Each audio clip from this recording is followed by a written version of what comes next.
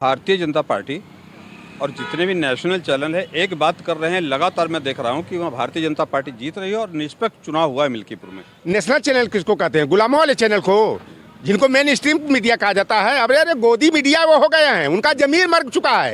ये बिकाऊ पत्रकार, ये पत्रकारिता का धज्जिया उड़ा रहे हैं। हम लोगों को तो यही बताया जाता था पढ़ाई के पीरियड में कि लोकतंत्र के 4 स्तंभ होते हैं, जिसमें पत्रकारिता को भी महत्वपूर्ण स्थान दिया गया था। और हमारे ज़माने की जो मीडिया थी और जो पत्रकार थे उनको यही चरित्र शोभा देता था कि अमन बेच देंगे, चमन बेच देंगे, गरीबों के तन का कफन बेच देंगे, कलम के सिपाही अगर सो गए तो वतन के सिपाही वतन बेच देंगे। तो आज भारतीय जनता पार्टी जो है जिस तरह से हिटलर शाही और गुंडाई कराने का काम कर रही है, और जो ये गोदी मीडिया है वह जो भारतीय जनता पार्टी ने बड़े पैमाने पर प्रशासनिक गुंडाई कराने का काम किया है। और पूरी देश की जनता दिल्ली पर चर्चा नहीं कर रही है, मिल्कीपुर के उपचुनाव की चर्चा हो रही है।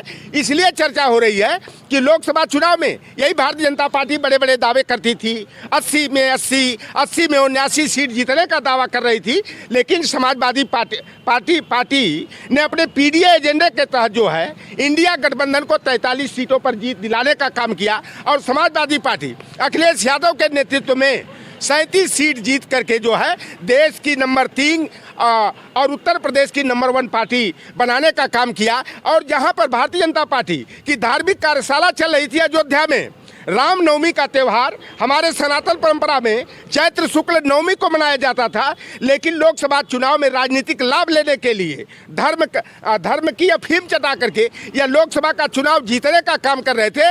22 जनवरी जिस दिन बाबा साहेब भीमराव अंबेडकर ने संविधान की प्रस्तावना को जो है अंतिम रूप दिया था, उसी 22 जनवरी को आधे अधूरे राम मंदिर का जो है उद्घाटन करने का काम किया।